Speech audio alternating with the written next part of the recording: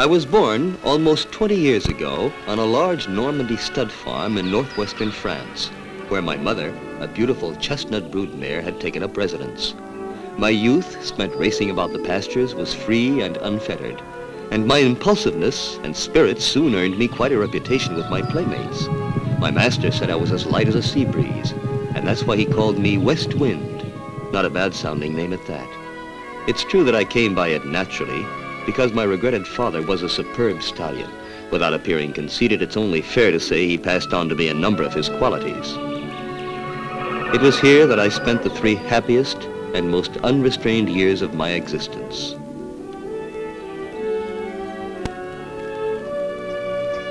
Until that fateful day, some strangers entered the peaceful scene. They were buyers and extremely interested in me. They examined me from all angles, palpated me, and put me through my paces. I came through with flying colors, but my pride was dampened by the sadness I felt upon leaving my friends and my master, who was visibly moved.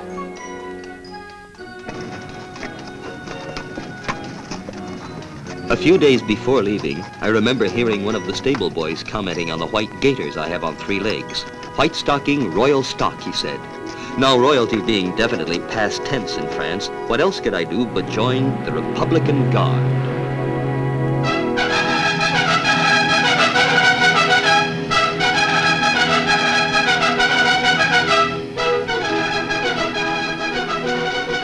Yes, my days of jaunty prancing were over, replaced by a hard period of apprenticeship to prepare for my new life.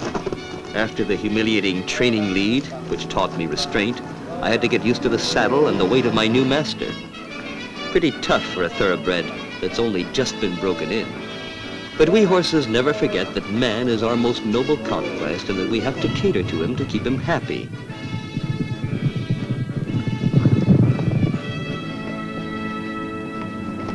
Of course, there were a few recreational periods, meandering through the forest.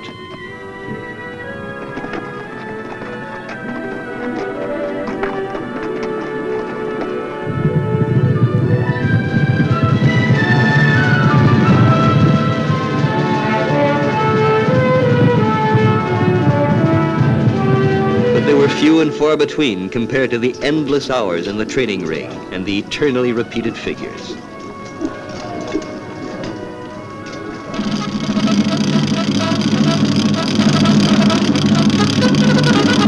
By far was the noise familiarization training. We had to remain calm and motionless no matter what happened. And when you've got sensitive nerves like me, it's not easy.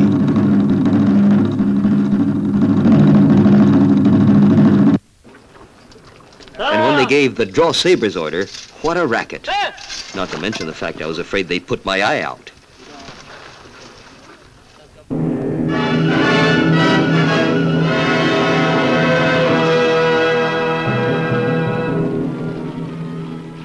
From the simplest to the cleverest gaits, from theory to practice, we covered the gamut of what the well-trained horse is expected to do, until finally they decided we were ready and sent us off to Paris for the great adventure. I admit I was a little worried, but our comfortable, well-lighted lodgings, the service, and the fine food soon dispelled my fears.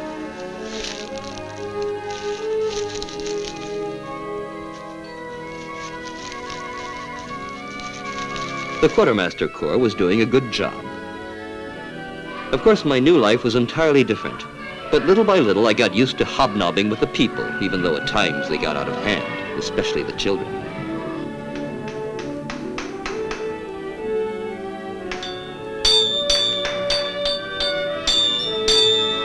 Apart from this, it was the routine of barracks life, with regular visits to the bootmakers.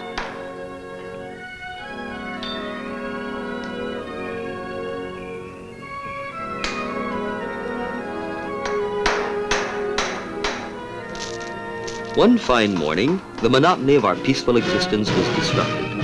There was some strange excitement in the air, and when I asked my elders what it was all about, they told me that they were preparing for the Independence Day parade on the 14th of July, the biggest event of the year. Tricked out, spruced up, brushed down, and paired to specifications, I was stricken with stage fright at the thought of performing for the first time for the Paris public. but the sight of my master, superbly decked out in full dress uniform, comforted me somewhat, and my little friends did their best to advise and encourage me. We left to take our places early in the morning, when the streets of the capital were still practically deserted.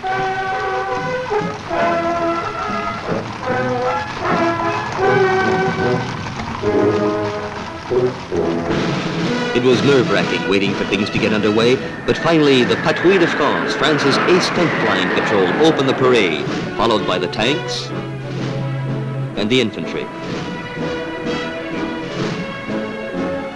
Then it was our turn to parade down the Champs-Élysées past the President of the Republic. Proud of my position as spy leader and no longer uneasy, my only thoughts were keeping in line and making the best possible impression. I could just feel we were looking our best. And besides, some of the Bugle Corps comrades told us after the show it was perfect.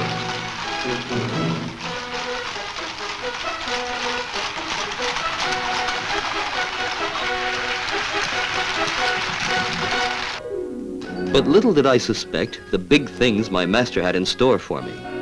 He decided to enter me in the horse shows, and I soon became familiar with all the events. I owe it to him to have left the dreary barracks life and to have been able to show my mettle.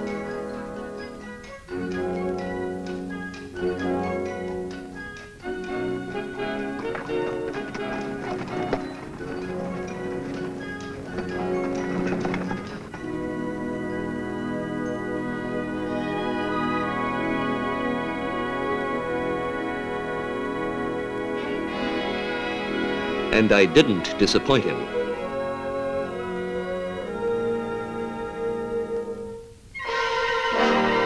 But even more than competition riding and jumping, what I liked best of all was the cross-country event. There I could let myself go, as when I was a colt, gambling and galloping to my heart's content. Ah, the exhilaration of speed, racing like the wind through the country, clearing the toughest obstacles with the greatest of ease.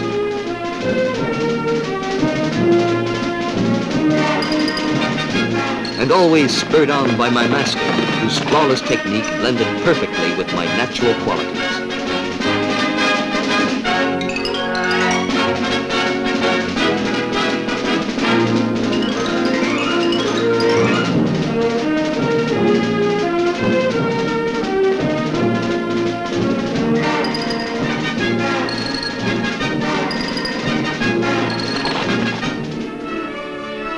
Between contests, I could enjoy other pleasures, the sedentary life, under the diligent care of the grooms, and the quiet walks through the capital.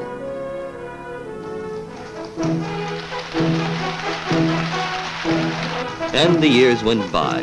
As a matter of fact, they fairly raced by. Years of glory and drudgery, until the day I was transferred to the Bugle Corps. I was sorry to leave my master, to whom I had become very attached. Fortunately, without altering my looks, age had dampened my ardor and bestowed upon me a certain philosophy, which was to stand me in good stead.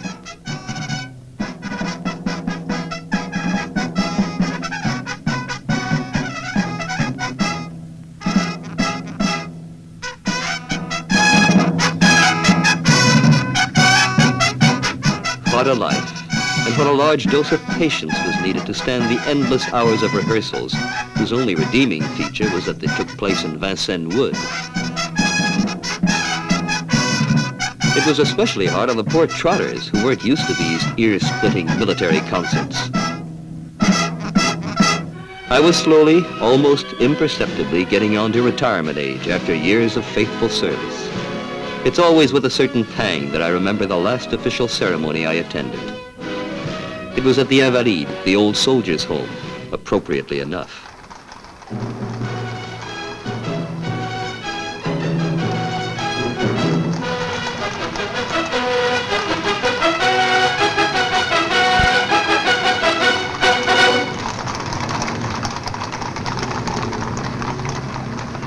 And now, in the twilight of my years, I've retired to Normandy, where I was born.